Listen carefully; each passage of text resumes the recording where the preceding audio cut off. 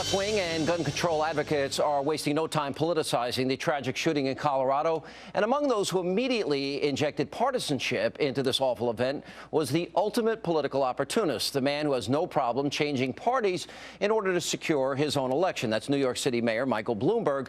Now, believe it or not, on Monday, he actually suggested that police go on strike until more gun control laws are in fact passed. I don't understand why the police officers across this country don't stand up collectively and say, we're going to go on strike. We're not going to protect you unless you, the public, through your legislature, do what's required to keep us safe. After all, police officers want to go home to their families. And we're doing everything we can to make their job more difficult, but more importantly, more dangerous by leaving guns in the hands of people who shouldn't have them. Now, Mayor Bloomberg later had to walk back his statement, claiming that he didn't mean the police should literally go on strike, and even pointed out that such a walkout would be illegal in New York City.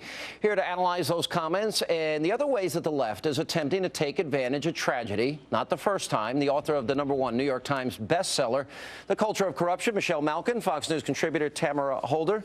Within hours, the Tea Party is blamed. Sean Hannity is mentioned by name, as chronicled by Twitchy, which is Michelle Malkin's website that chronicles the insane comments of the left. Within hours, exploitation used for a political purpose.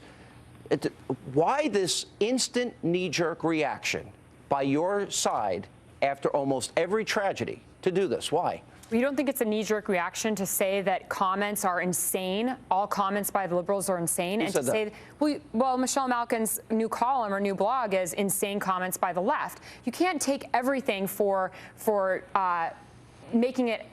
What Michael Bloomberg said wasn't necessarily a reality. He didn't want everybody to just leave New York City. He said it, he was serious, and he obviously didn't know his own law. But no, but you didn't answer my question. Why is it, if it's Gab Giffords, if it's Tucson, if it's this case, the race to blame the Tea Party is obnoxious. It's unfair. You did not blame the Tea Party. Where are the blames? Why was that not your intro then? Why was that not your intro? That there was, you were talking about him and the police department, Tamara, which is a separate issue from a crazy man. He's exploiting it for political expediency to advance a cause, and I'll throw that to Michelle. This is the point. Yeah. It happens after every tragedy. I can list a dozen of them now. That's right. And I diagnosed it as blame Righty syndrome a year ago in the wake of all of the mass murder hysteria after the awful atrocity in Tucson, Arizona.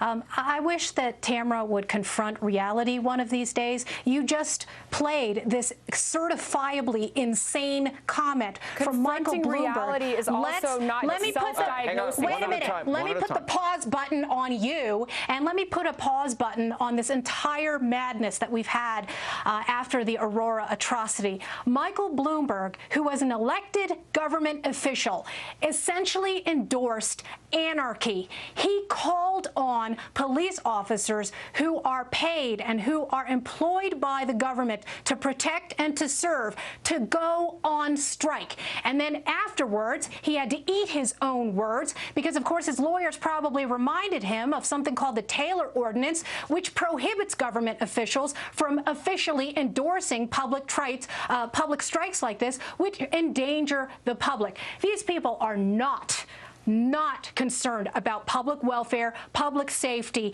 or self-defense and individual empowerment. Because if they were, they would be groveling on the ground, apologizing. Not only to the law-abiding people, not only to the law-abiding people of New York City, because I really don't know who should be more offended. You tell me you're not going to let me get away with it. You think like one, Tamara, and it's time for the left to conversation here, and don't tell me to shush.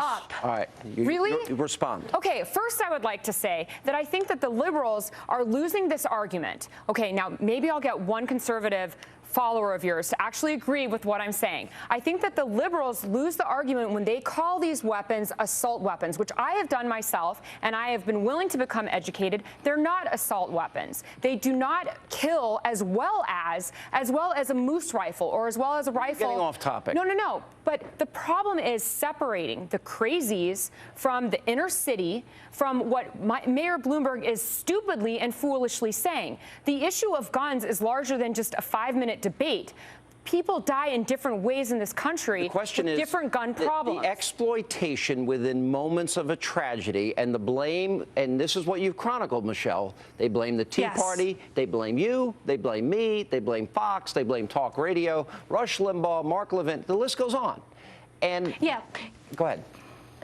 Yeah, I was just going to say that, you know, the problem with people like Michael Bloomberg and the problem with people like Tamara Holder is they don't think about what they're saying. I mean, I actually take the time to listen. And no, you just take the time to study in your closet. Just a couple of minutes ago, write your poem. Just a couple of minutes ago, you called us essentially haters and insane for condemning Michael Bloomberg's remarks. And then you just said a couple seconds ago that what he said was nutty. And we chronicle time and time again. What is chronicling? This paroxysm, I mean, this mass do you murder work for hysteria. like the White House chronicling some tapes? You chronicle, you diagnose, you self-diagnose, you come up with all these rhymes. Your name is not Robert Frost. You're not a poet. Let's get to the issues. You know, this is just an extension of you're just a blogger. Okay, I've heard this before. I'm not just a blogger. I've worked opinion in journalism for the last 20 years, and we chronicle every time you have this knee-jerk blaming, and you say, well, who was it? Who did that? ABC News did it. All of these left-wing Hollywood celebrities, all of the people who went after your friend and mine, Sean Hannity and Rush Limbaugh. We're always hearing about how it's conservative free speech and political activism, the Tea Party movement, that is to blame for these nutballs who are responsible for their own behavior. Why can't we at least agree on that? Please. No, I've agreed on that. You don't agree on it. The crazier thing about this man is that he could have taken the bomb that was in his house and he could have put it in his car and he could have driven it through a theater and caused a lot more damage than with these guns that he had. The point is that conservatives get blamed, and this is a false narrative by the left. And this, by the way, and in political ways, it's dirty air, dirty water. In political ways, it's Republicans want to throw Granny over the cliff. Safety is not a political issue, and the it's intro to being Michael exploited by the Bloomberg left. is That's the point. No, it's being exploited by the left, and it's not just Mayor Bloomberg. Michael Bloomberg is moronic. All right. And thank you, Michelle. Good to see you. And thank you, Tamara. Coming up.